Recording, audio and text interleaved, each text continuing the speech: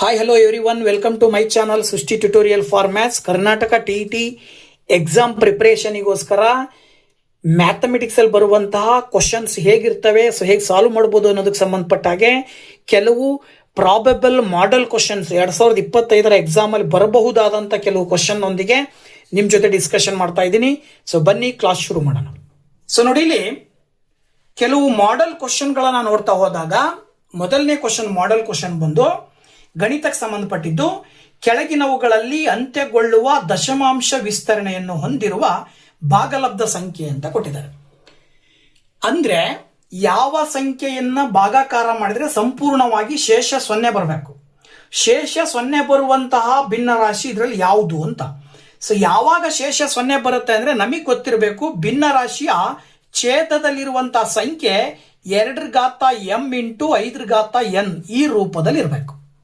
ಯಾವ ಸಂಖ್ಯೆಯ ಛೇದವು 2 ಘಾತ m ಇಂಟು 5 ಘಾತ n ರೂಪದಲ್ಲಿರುತ್ತೋ ಆ ಸಂಖ್ಯೆ ಸಂಪೂರ್ಣವಾಗಿ ಭಾಗ ಆಗತ್ತೆ ಅಂತ ಅರ್ಥ. ಇದರ ಆಧಾರದ ಮೇಲೆ ನೋಡ್ತಾ ಹೋದಾಗ ಇಲ್ಲಿ ಮೊದಲನೇದು ನೋಡಿದಾಗ 7 ಇಂಟು 13 ಬರುತ್ತೆ, 91ರ ಅಪವರ್ತನಗಳು, ಹಾಗಾಗಿ ಇದು ಭಾಗ ಆಗಲ್ಲ.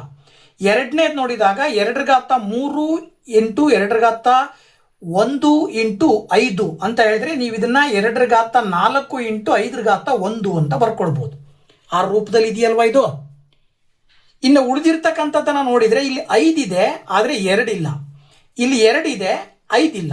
ಬಟ್ ನಮ್ಮ ಒಂದು ಇದು ಏನ್ ಹೇಳುತ್ತೆ ಅಂತ ಹೇಳಿದ್ರೆ, ನಿಯಮ ಏನ್ ಹೇಳುತ್ತೆ ಅಂದ್ರೆ 2 ಇರ್ಬೇಕು, 2ರ ಒಂದು ಅಪವರ್ತನೂ ಇರಬೇಕು, 5 ಕೂಡ ಇರಬೇಕು. ಸೊ 2 ಮತ್ತು 5 ಎರಡೂ ಅಪವರ್ತನವನ್ನು ಹೊಂದಿರುವಂತಹ ಸಂಖ್ಯೆ 19 ಡಿವೈಡೆಡ್ ಬೈ 80 ಅನ್ನೋದು ಸಂಪೂರ್ಣವಾಗಿ ಭಾಗ ಆಗುತ್ತೆ ಅಂತ ಹೇಳಿ ಅರ್ಥ. ಹಾಗಾಗಿ ಎರಡನೇ ಆಪ್ಷನ್ ಅನ್ನ 26ನೇ ಕ್ವಶನ್ಗೆ ನೀವು ಆಯ್ಕೆ ಮಾಡಬೇಕಾಗತ್ತೆ. ಇನ್ನು 27ನೇ ಕ್ವಶನ್ ಬಂದ್ಬಿಟ್ಟು ತುಂಬಾ ಈಸಿ ಇರ್ತಕ್ಕಂಥದ್ದು. ನೋಡಿ, ಒಂದು ದತ್ತಾಂಶದ ಸರಾಸರಿ ಅವರೇ ಕೊಟ್ಟಿದ್ದಾರೆ 7.5.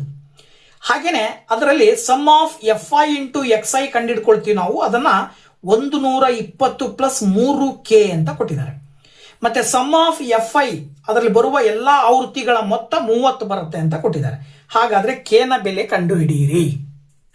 ಇದನ್ನ ನೀವು ಸರಾಸರಿ ಕಂಡು ಹಿಡಿಯುವ ಸೂತ್ರಕ್ಕೆ ಬಳಕೆ ಮಾಡಿದ್ರೆ ಸಾಕು. ಸೂತ್ರ ಬಂದ್ಬಿಟ್ಟು x bar is equal to sum of FI into XI divided by sum of FI.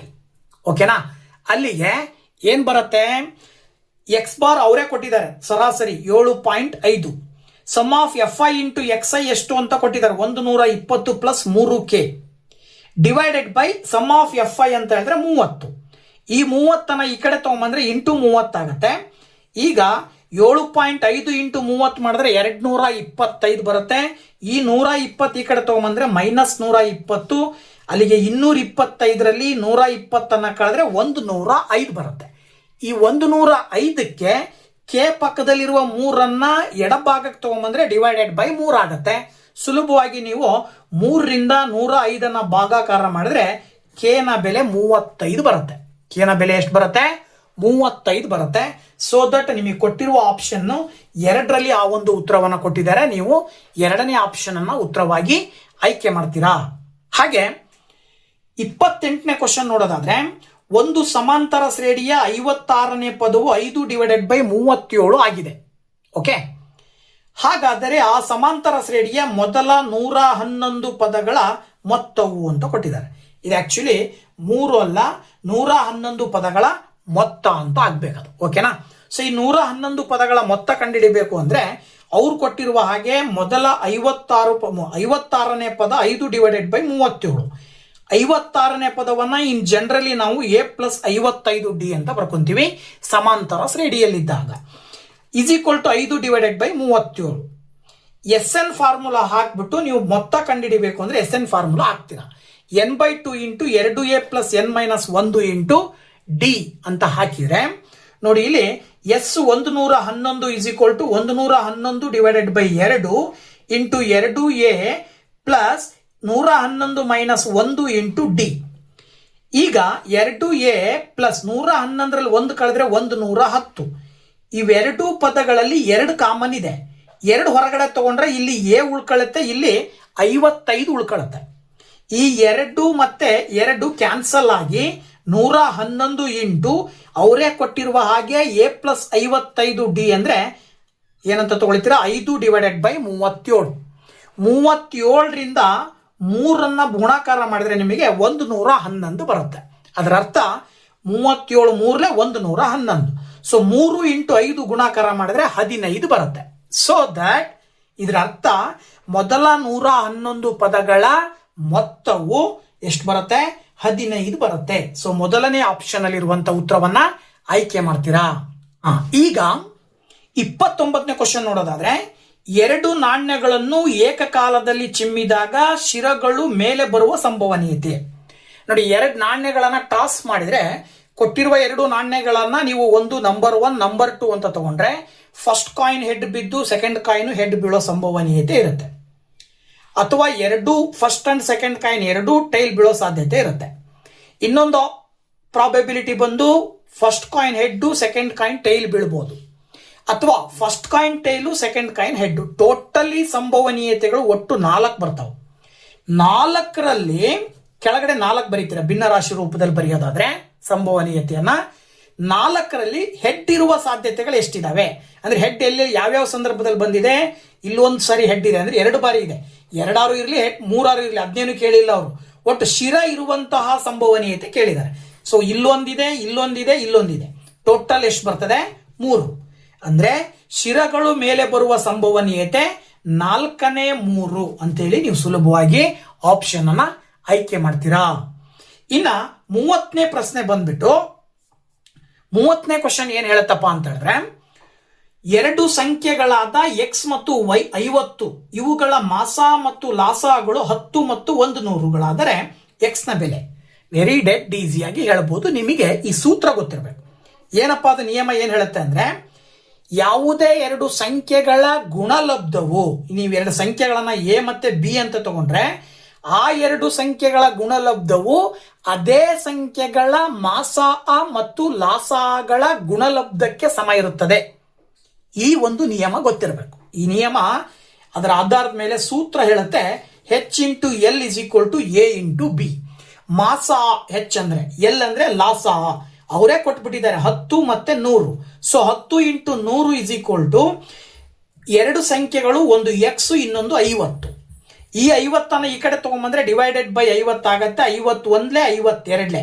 ಅಲ್ಲಿಗೆ ನೀವೇ ಹೇಳ್ಬಿಡ್ತೀರಾ ಎಕ್ಸ್ ನ ಬೆಲೆ 10 ಮತ್ತೆ 2 ಗುಣಾಕಾರ ಮಾಡಿದ್ರೆ 20 ಬರುತ್ತೆ.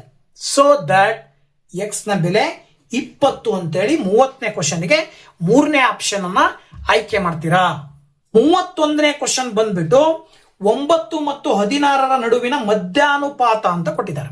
ನಮಗೆ ಸಾಮಾನ್ಯವಾಗಿ ಸಮಾನುಪಾತದ ಬಗ್ಗೆ ಗೊತ್ತು. ಸಮಾನುಪಾತದಲ್ಲಿ 4 ಪದಗಳು ಬರ್ತವೆ. ಮೊದಲನೇ ಪದ, 2ನೇ ಪದ, 3ನೇ ಪದ, 4ನೇ ಪದ. ಇಲ್ಲಿ ಹೇಳ್ತಿರೋದು ಮಧ್ಯಾನುಪಾತ ಅಂದ್ರೆ ಮಧ್ಯ ಇರುವ 2 ಪದಗಳು ಗೊತ್ತಿಲ್ಲ. ಮೊದಲನೇ ಪದ 9, ಕೊನೆಯ ಪದ 16 ಅಂತ ಅರ್ಥ ಇದೆ. ಅಲ್ಲಿಗೆ ಈ ಒಂದು ಅನುಪಾತ, ಸಮಾನುಪಾತದ ಒಂದು ನಿಯಮ ಏನ್ ಹೇಳುತ್ತೆ ಅಂದ್ರೆ, ಮಧ್ಯದ ಸಂಖ್ಯೆಗಳ ಮೊತ್ತವು ಗುಣಲಬ್ಧವು ಕೊನೆಯ ಸಂಖ್ಯೆಗಳ ಗುಣಲಬ್ಧಕ್ಕೆ ಸಮ ಇರುತ್ತದೆ ಅಂತ ಹೇಳುತ್ತೆ. ಇದರ ಆಧಾರದ ಮೇಲೆ ಎಕ್ಸ್ ಇಂಟು ಎಕ್ಸ್ ಮಾಡಿದ್ರೆ ಎಕ್ಸ್ ಸ್ಕ್ವೇರ್, 9 ಇಂಟು 16. ಎಕ್ಸಿಗೆ ಸ್ಕ್ವೇರ್ ಕ್ಯಾನ್ಸಲ್ ಮಾಡಿದ್ರೆ 9 ಇಂಟು 16ಕ್ಕೆ ರೂಟ್ ಬರುತ್ತೆ. 9ರ ವರ್ಗಮೂಲ 3, 16ರ ವರ್ಗಮೂಲ 4. 3 ಮತ್ತು 4ರ ಗುಣಲಬ್ಧ 12. ಹಾಗಾಗಿ ಎಕ್ಸ್ ನ ಬೆಲೆ 12 ಅಂತೇಳಿ ಆಪ್ಷನ್ 3 ಉತ್ತರವಾಗಿ ಆಯ್ಕೆ ಮಾಡ್ತೀರಾ. ಓಕೆನಾ. ಇನ್ನ ನೆಕ್ಸ್ಟ್ 32ನೇ ಕ್ವಶನ್ ನೋಡೋದಾದ್ರೆ, -2/3 ಇಂಟು 3/5 ಪ್ಲಸ್ 5/2 ಮೈನಸ್ 3/5 ಇಂಟು 1/6 ಇದರ ಬೆಲೆ ಅಂತ ಕೊಟ್ಟಿದ್ದಾರೆ. ನೋಡಿ, ಅದನ್ನ ನೀವು ಬಾಡ್ಮಾಸ್ ಅಂತಕ್ಕಂಥ ನಿಯಮವನ್ನ ಆಧಾರದಲ್ಲಿ ಇಟ್ಕೊಂಡು ಸುಲಭವಾಗಿ ಹೇಳ್ಬಹುದು. ಹೇಗೆ ಅಂತ ಹೇಳಿದ್ರೆ ನೋಡೋದಾದ್ರೆ, ನೋಡಿ ಇಲ್ಲಿ -2/3 ಇಂಟು 3/5 ಇದೆಯಲ್ವಾ, ಇದರಲ್ಲಿ 3 ಕ್ಯಾನ್ಸಲ್ ಆಗತ್ತೆ, ಅಂಶ ಮತ್ತು ಛೇದದಲ್ಲಿ ಇರ್ತಕ್ಕಂಥದ್ದು. -2 into 1 2, 1 into 5 5, plus 5 divided by 2 minus, ಇಲ್ಲಿ ನೋಡ್ರಿ 3 1 3 2 1 1 1 5 2 10 ಅಂತ ಹೇಳ್ಬೋದು. ಅಲ್ಲಿಗೆ 5 2 10ಕ್ಕೆ ಲಾಸ ತಗೊಂಡ್ರೆ 10 ಬರುತ್ತೆ. 5 2 10 ಬರುತ್ತೆ. ಹಾಗಾಗಿ 2 5 10 ಅಂತ ತಗೊಳ್ತೀವಿ ನಾವು. 5 2 10, 2 2 4. ಮೈನಸ್ ಇದೆ, ಮೈನಸ್ ತಗೊಳ್ತೀರಾ. 2 5 10, 5 5 25 ಮೈನಸ್ 10 1 10 ಆಗಿರೋದ್ರಿಂದ 1 1 1 -1 -4 ಕೂಡಿದ್ರೆ -5 ಬರುತ್ತೆ, ಪ್ಲಸ್ 25 ಡಿವೈಡೆಡ್ ಬೈ 10. ಓಕೆನಾ? ಈಗ 25ರಲ್ಲಿ 5 ಕಳೆದ್ರೆ 20 ಬರುತ್ತೆ, ಡಿವೈಡೆಡ್ ಬೈ 10 ಮಾಡಿದ್ರೆ 10 1 10 2. ಸಂಪೂರ್ಣವಾಗಿ ಇದರ ಸುಲಭ ರೂಪದಲ್ಲಿ ಬರೆದಾಗ ಕೊನೆಯ ಉತ್ತರ ಏನ್ ಬರುತ್ತೆ? 2 ಬರುತ್ತೆ. ಕೊಟ್ಟಿರುವಂತಹ ಆಪ್ಷನ್ಗಳಲ್ಲಿ 4ನೇ ಆಪ್ಷನ್ ಸರಿಯಾದ ಉತ್ತರ ಆಗಿರುತ್ತೆ. ಸೊ ದಟ್ ನೀವು 4ನೇ ಆಪ್ಷನ್ ಅನ್ನ ಆಯ್ಕೆ ಮಾಡ್ತೀರಾ. ಹಾಗೆ 33ನೇ ಕ್ವಶನ್ ನೋಡೋದಾದ್ರೆ 6x - 2y + 9 = 0 ಮತ್ತು 3x - y + 12 = 0 ಈ ಸಮೀಕರಣಗಳ ನಕ್ಷೆಯ 2 ರೇಖೆಗಳು ಅಂತ ಕೊಟ್ಟಿದ್ದಾರೆ. ರೇಖಾತ್ಮಕ ಸಮೀಕರಣಕ್ಕೆ ಸಂಬಂಧಪಟ್ಟಿರುವಂತದ್ದು. ಕೊಟ್ಟಿರುವ 2 ಸಮೀಕರಣಗಳಲ್ಲಿ ನಮಗೆ ರೇಖಾತ್ಮಕ ಸಮೀಕರಣಗಳ ಸಾಮಾನ್ಯ ರೂಪ ಬಂದ್ಬಿಟ್ಟು ax + by + c = 0 ಅಂತ ಬರುತ್ತೆ. 2 ಸಮೀಕರಣಗಳಾಗಿರೋದ್ರಿಂದ a1x + b1y + c1 ಅಂತ ತಗೊಳ್ತೀವಿ. ಇದನ್ನ a2x + b2y + c2 ಅಂತ ತಗೊಳ್ತೀವಿ. ಅದರ ಆಧಾರದ ಮೇಲೆ a1 ಬೆಲೆ 6 ಬರುತ್ತೆ, b1 ನ ಬೆಲೆ -2 ಬರುತ್ತೆ, c1 ನ ಬೆಲೆ 9, a2 ನ ಬೆಲೆ 3, b2 ನ ಬೆಲೆ -1, c2 ನ ಬೆಲೆ 12. ನಮಗೆ ನಿಯಮ ಏನ್ ಹೇಳುತ್ತೆ ಅಂದ್ರೆ ಈ 2 ಸಮೀಕರಣಗಳ ರೇಖಾತ್ಮಕ ಸಮೀಕರಣಗಳ ಸಹಗುಣಕಗಳ ಸಂಬಂಧವನ್ನ ತಗೊಂಡಾಗ ಅವುಗಳ ಅನುಪಾತ ಹೆಂಗಿರ್ಬೇಕು ಅಂದ್ರೆ a1/a2 ಮಾಡಬೇಕು. 6 ಡಿವೈಡೆಡ್ ಬೈ 3 ಮಾಡಿದಾಗ ಉತ್ತರ 2 ಬರುತ್ತೆ. ಅದೇ ರೀತಿ b1/b2 ಮಾಡಬೇಕು. -2 ಬೈ -1 ಮಾಡಿದಾಗ ಉತ್ತರ 2 ಬರುತ್ತೆ. ಅಂದ್ರೆ a1/a2 ಮಾಡಿದಾಗ ಏನು ಉತ್ತರ ಬರ್ತಾ ಇದೆಯೋ b1/b2 ಮಾಡಿದಾಗ್ಲೂ ಅದೇ ಉತ್ತರ ಬರ್ತಾ ಇದೆ. ಹಾಗೆ c1/c2 ಮಾಡಿದಾಗ್ಲೂ ಕೂಡ 9 ಡಿವೈಡೆಡ್ ಬೈ 12 ಅಂತ ತಗೊಂಡ್ರೆ 3 3 9 3 4 12. ಈ 3 ಅನುಪಾತಗಳನ್ನ ನೋಡಿದಾಗ ಫೈನಲಿ ನಾವೇನ್ ಹೇಳ್ತೀವಿ, a1/a2 ಮತ್ತೆ b1/b2 ಸಮ ಇದಾವೆ, ಆದ್ರೆ c1/c2 ಸಮ ಇಲ್ಲ. ಇದಕ್ಕೆ ಸಂಬಂಧಪಟ್ಟಾಗೆ ಏಕರೇಖಾತ್ಮಕ ಸಮೀಕರಣದಲ್ಲಿ ಏನ್ ಹೇಳುತ್ತೆ ನಿಯಮ ಅಂದ್ರೆ a1/a2 b1/b2 ಸಮ ಇದ್ದು c1/c2 ಬೇರೆ ಇದ್ದಾಗ ಆಗ ಆ ರೇಖಾತ್ಮಕ ಸಮೀಕರಣಗಳನ್ನ ಗ್ರಾಫ್ ನಲ್ಲಿ ರೇಖೆಗಳನ್ನ ಎಳೆದಾಗ ಆ 2 ರೇಖೆಗಳು ಸಮಾಂತರವಾಗಿರುತ್ತವೆ ಅಂತ ನಿಯಮ ಹೇಳುತ್ತೆ. ಗೊತ್ತಾಯ್ತಲ್ವಾ? ಸೊ ಇಲ್ಲಿ ಕೊಟ್ಟಿರುವ ಆಪ್ಷನ್ಗಳಲ್ಲಿ ನೀವು 2ನೇ ಆಪ್ಷನ್ ಅನ್ನ ಉತ್ತರ ಅಂತ ಹೇಳಿ ಆಯ್ಕೆ ಮಾಡ್ತೀರಾ. ಈಗ 34ನೇ ಕ್ವಶನ್ ನೋಡೋದಾದ್ರೆ 3x - 3 × 5x - 4 = 45 ಇದರ ಬೆಲೆ ಅಂತ ಕೇಳಿದ್ದಾರೆ. ಅಂದ್ರೆ ಇದರಲ್ಲಿ x ಅಂತ ಬಂದಿದೆ, ಸೊ x ನ ಬೆಲೆ ಕಂಡುಹಿಡಿಬೇಕು ನೀವು. ಓಕೆನಾ? ಸೊ ನೋಡಿ 3x - 3 × 5x - 4 = 45ರಲ್ಲಿ ನಾವೇನ್ ಮಾಡೋಣ, 5x - 4 ಇದೆಯಲ್ಲ, ಇಲ್ಲಿ x - 3 ಇದೆ.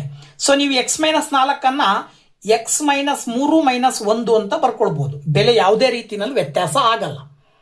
ಆಗ x - 3 x - 3 ಎರಡೂ ಕಡೆ ಸಮ ಅಂತ ತಗೊಂಡು 3 × 5x - 3 ಅಂತ ತಗೊಂಡು 5 - -1 ಅನ್ನ ಸಪರೇಟ್ ಆಗಿ ಇಂಟು ಅಂತ ಬರ್ಕೊಳ್ತೀರಾ. ಇದರ ಆಧಾರದ ಮೇಲೆ ಘಾತಾಂಕದ ನಿಯಮದ ಪ್ರಕಾರ 5 - -1 ಅಂದ್ರೆ 1/5 ಅಂತ ತಗೊಳ್ತೀರಾ. 3 5 15 ಬರುತ್ತೆ, x - -3. ಈ 1/5 ಈಕ್ವಲ್ ಇಂದ ಆ ಕಡೆ ಹೋದ್ರೆ ಇಂಟು 5 ಆಗುತ್ತೆ. 15 x - 3 = 45 × 5 ಮಾಡಿದ್ರೆ 225 ಬರುತ್ತೆ. ಸ್ವಲ್ಪ ಥಿಂಕ್ ಮಾಡಿದ್ರೆ 225ರ ವರ್ಗಮೂಲ 15 ಬರುತ್ತೆ. 15ಅನ್ನ 2 ಸಾರಿ ಗುಣಾಕಾರ ಮಾಡಿದ್ರೆ 225.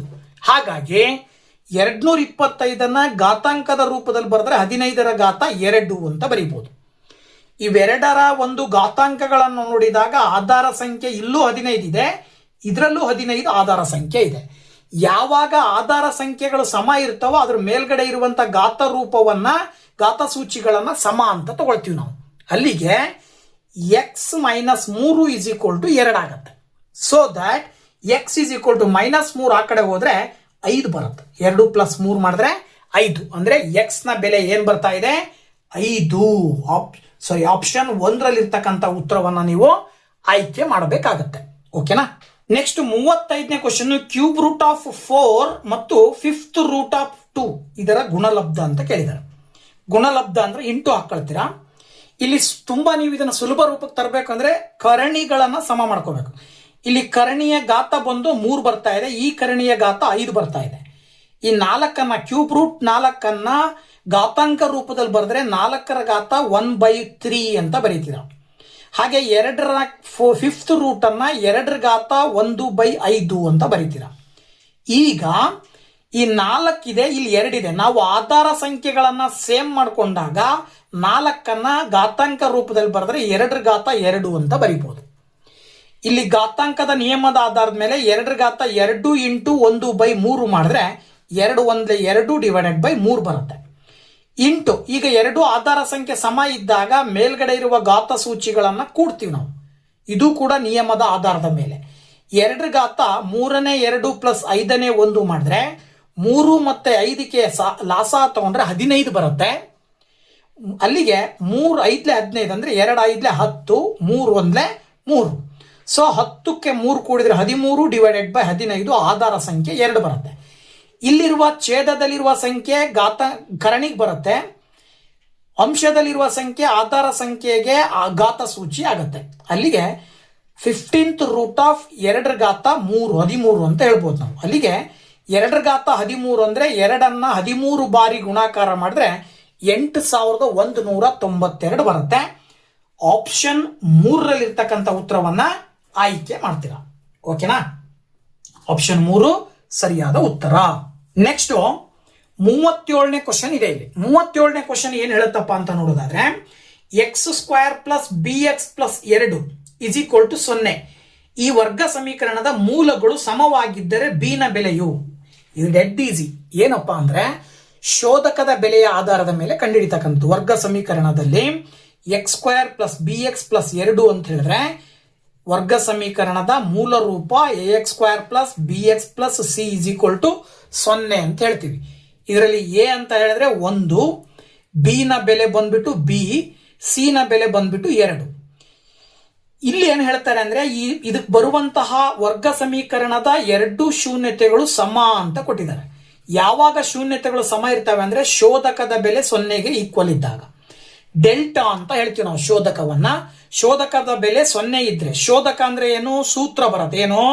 b² minus 4ac. So b² minus 4ac is equal to 0 ಆಗಿದ್ದಾಗ b ಅಂತ ಹೇಳಿದ್ರೆ b² ಮೈನಸ್ 4 ಇಂಟು a ಅಂದ್ರೆ 1, c ಅಂದ್ರೆ 2. ನೋಡಿ 4 2 8 ಬರುತ್ತೆ. ಮೈನಸ್ 8 ಈ ಕಡೆ ಬಂದ್ರೆ ಪ್ಲಸ್ 8 ಆಗುತ್ತೆ. ಪ್ಲಸ್ 8ಕ್ಕೆ b ಗೆ ಸ್ಕ್ವೇರ್ ಕ್ಯಾನ್ಸಲ್ ಮಾಡಿದ್ರೆ 8ಕ್ಕೆ ರೂಟ್ ಬರುತ್ತೆ. 8ಅನ್ನ ನಾವು ಸ್ಪ್ಲಿಟ್ ಮಾಡಿ ಬರ್ಕೊಳ್ತೀವಿ. ಒಂದು ವರ್ಗ ಸಂಖ್ಯೆ ಇನ್ನೊಂದು ಸಾಮಾನ್ಯ ಸಂಖ್ಯೆ ರೂಪದಲ್ಲಿ ಬರೆದ್ರೆ 4 2 8 ಬರುತ್ತೆ. ವರ್ಗ ಸಂಖ್ಯೆಯನ್ನ ರೂಟ್ ಇಂದ ಹೊರಗೆ ತಗೊಂಡು ಬಂದ್ರೆ ವರ್ಗಮೂಲ 2ಅನ್ನ ಬರಿತೀವಿ. ರೂಟ್ ನ ಒಳಗಡೆ 2 ಹಾಗೆ ಉಳ್ಕೊಳ್ಳುತ್ತೆ. ಅಲ್ಲಿಗೆ b is equal to root ಬಂದಿರೋದ್ರಿಂದ ಚಿಹ್ನೆಗಳು 2 ಬರ್ತವೆ. ಪ್ಲಸ್ 2 ರೂಟ್ 2 ಬರೋ ಸಾಧ್ಯತೆ ಇರುತ್ತೆ, ಮೈನಸ್ 2 ರೂಟ್ 2 ಬರೋ ಸಾಧ್ಯತೆ ಇರುತ್ತೆ. ಹಾಗಾಗಿ ಪ್ಲಸ್ ಆರ್ ಮೈನಸ್ 2 ರೂಟ್ 2 ಅಂತ ಬರಿತೀವಿ. ಆಪ್ಷನ್ 1ರಲ್ಲಿರುವಂತಹ ಉತ್ತರವನ್ನ ಆಯ್ಕೆ ಮಾಡ್ತೀರಾ. ಸೊ ಅದೇ ರೀತಿ 38ನೇ ಕ್ವಶನ್ ಏನ್ ಹೇಳ್ತಾ ಇದೆ, 5 ರೂಟ್ 2 ಸೆಂಟಿಮೀಟರ್ ಬಾಹುಗಳಿರುವ ಒಂದು ಸಮ ದ್ವಿಬಾಹು ತ್ರಿಭುಜದಲ್ಲಿ ಲಂಬ ಕೇಂದ್ರ ಮತ್ತು ಪರಿಕೇಂದ್ರಗಳಿಗಿರುವ ಅಂತರ ಅಂತ ಕೊಟ್ಟಿದ್ದಾರೆ. Very simple. 5 ರೂಟ್ 2 ಇದೆಯಲ್ಲ, ಈ 5 ರೂಟ್ 2 ಸೆಂಟಿಮೀಟರ್ ಹೊಂದಿರುವ ಒಂದು ಬಾಹು ಸಮದ್ವಿಬಾಹು ಇದೆ ಅಂದ್ರೆ ಅದರಲ್ಲಿರುವ ಲಂಬ ಕೇಂದ್ರ ಮತ್ತು ಪರಿಕೇಂದ್ರಗಳ ಅಂತರ ಕಂಡುಹಿಡಿಬೇಕಾದಾಗ ಅದರ ಒಟ್ಟು ಅಂತರ ಏನಾಗಿರುತ್ತೆ ಅಂದ್ರೆ 5 ರೂಟ್ 2 ಇಂಟು 2 ರೂಟ್ 2 ಮಾಡಿದ್ರೆ 10 ಸೆಂಟಿಮೀಟರ್ ಬರುತ್ತೆ. ಈ 10 ಸೆಂಟಿಮೀಟರ್ ಅಂತ ಹೇಳಿದ್ರೆ ಅದರ ಅರ್ಥ 10 ಸೆಂಟಿಮೀಟರ್ನ ಅರ್ಧ 5 ಅಂದ್ರೆ ಆ ಬಿಂದುಗಳು ಏನಾಗ್ತವೆ 5,5 ಆಗ್ತವೆ. ಕೊಟ್ಟಿರುವಂತಹದ್ದು ಪರಿಕೇಂದ್ರ ಅಂತ ಹೇಳಿದ್ರೆ ಪರಿಕೇಂದ್ರ ಅಂದ್ರೆ ಅದನ್ನ ನಾವು ಏನಂತ ಕರಿತೀವಿ 0,0 ಅಂತ ತಗೊಳ್ತೀವಿ. ದೂರ ಬಂದ್ಬಿಟ್ಟು 10 ಸೆಂಟಿಮೀಟರ್ನ ಅರ್ಧ 5 ಸೆಂಟಿಮೀಟರ್ ರೇಡಿಯಸ್ ತ್ರಿಜ್ಯ. ಆ ತ್ರಿಜ್ಯದ ಬಿಂದುಗಳನ್ನ 5,5 x2 y2 ಅಂತ ತಗೊಳ್ತೀರಿ. ಡಿಸ್ಟೆನ್ಸ್ ಅಂತರವನ್ನ ಕೇಳಿರೋದ್ರಿಂದ ಡಿಸ್ಟೆನ್ಸ್ ಫಾರ್ಮುಲಾ ಬರುತ್ತೆ.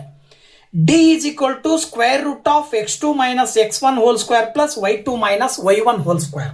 ಸೂತ್ರದ ಆಧಾರದ ಮೇಲೆ 5 minus 0 whole square is equal plus 5 minus 0 whole square. 5ರಲ್ಲಿ 0 ಕಳೆದ್ರೆ 5, 5ರ ವರ್ಗ 25. ಇಲ್ಲೂ ಅಷ್ಟೇ 5ರ ವರ್ಗ 25. ಈ 25 ಪ್ಲಸ್ 25ಅನ್ನ 25 ಇಂಟು 2 ಅಂತ ಬರ್ಕೊಳ್ಬಹುದು. ಸುಲಭವಾಗಿ 25ಅನ್ನ ರೂಟ್ ಇಂದ ಹೊರಗಡೆ ತಗೊಂಡ್ಬಂದ್ರೆ 5 ಬರುತ್ತೆ. ರೂಟ್ ಒಳಗಡೆ 2 ಉಳ್ಕೊಳ್ಳುತ್ತೆ. ಏನ್ ಬಂತು ಉತ್ತರ? 5√2 ಸೆಂಟಿಮೀಟರ್ ಬರುತ್ತೆ. ವೆರಿ ಸಿಂಪಲ್ ಆಗಿರ್ತಕ್ಕಂಥ ಉತ್ತರ. ಓಕೆನಾ?